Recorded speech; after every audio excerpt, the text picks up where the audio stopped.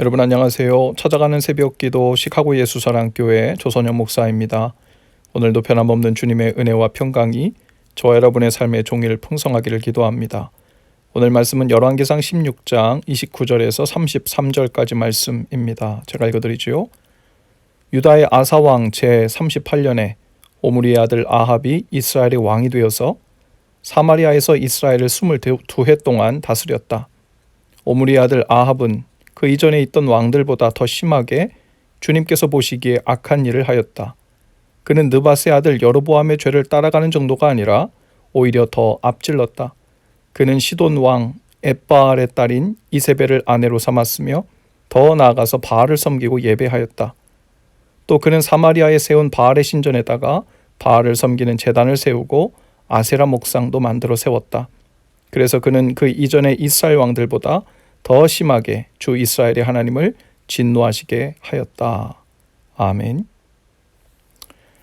16장에 들어서서는 북이스라엘의 왕들인 엘라, 또 스무리, 오므리, 아합에 이르기까지 하나같이 하나님 앞에서 악한 왕들의 이야기들이 줄줄이 기록되어 있습니다.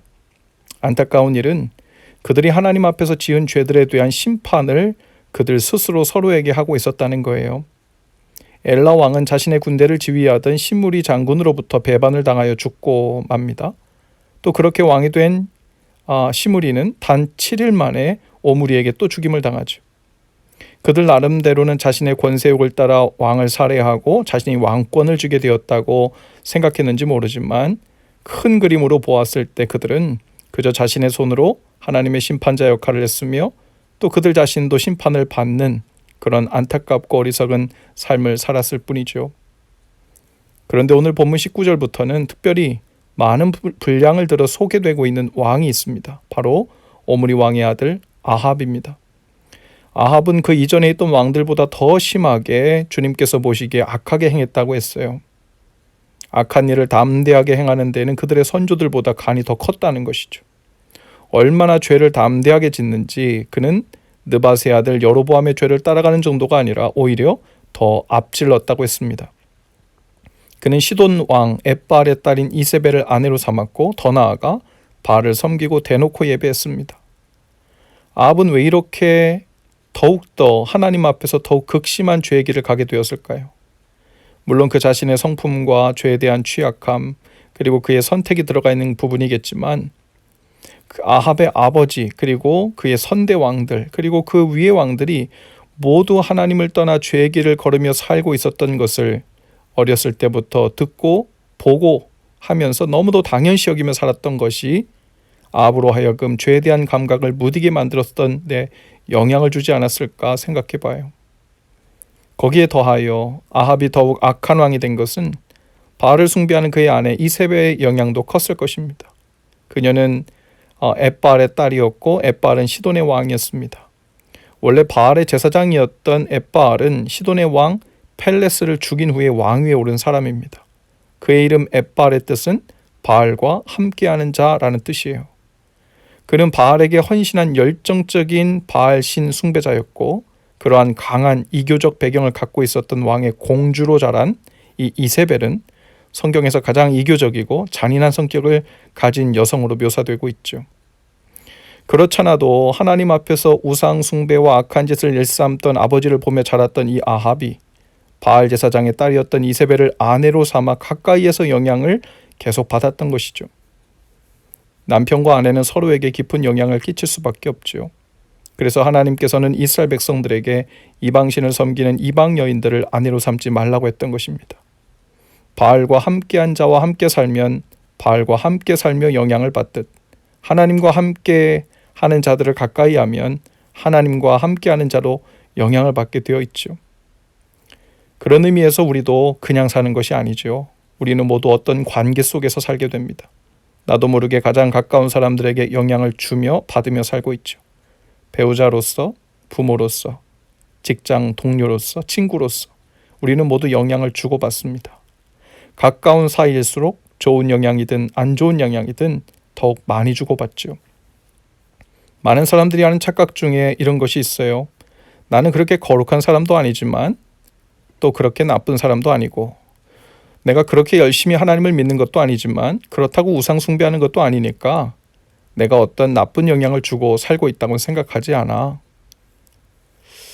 꼭 그럴까요? 교육학에서 보면 제로 커리큘럼이라는 용어가 있어요. 그 말은 아무런 것도 하지 않는 것은 아무것도 하지 않음으로써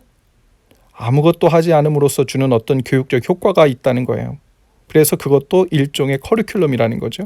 그래서 제로 커리큘럼이라고 부릅니다. 예를 들어 아이들과 함께 길을 걷다가 도움이 필요한 사람을 만났는데 아무 일도 하지 않고 그냥 지나칩니다. 그러나 그 행위 자체로 이미 자녀들에게 어떤 교육적 메시지를 주고 있게 된다는 거죠. 주일 예배 시간인데 부모가 아무런 이유나 설명 없이 언급 없이 그 시간이 아이들과 함께 다른 일을 계획하고 있다면 그 자체로 아무 일도 하지 않은 것이 아니라 해야 할 것을 하지 않음으로 인해 아이들에게 어떤 교육을 또 메시지를 영향력을 강력하게 주고 있다는 의미입니다. 아무것도 하지 않는 제로의 상태는 없습니다. 무엇을 해야 할 때 하지 않음으로써 그리고 하지 않아야 할 때 그것을 함으로써 우리는 어떤 메시지들을 서로에게 끊임없이 주고받죠. 그 중에서도 가장 안타까운 일은 하나님을 믿는다고 하면서도 어려움과 고난을 당할 때 하나님을 찾지 않는 것입니다. 어떻게 살아야 할지 모르겠다고 답답해하면서도 말씀 속에서 그 길을 묻지 않는 거예요. 두려움에 견딜 수 없다고 하면서도 기도로 하나님께 나가지 않는 것입니다. 그것은 이미 가장 강력한 불신의 메시지와 영향력으로 하나님께 나아가는 것이고 또 주위 사람들을 교육하고 있는 것과 같죠. 주님을 믿으며 사는 길에 적당한 길이란 없습니다.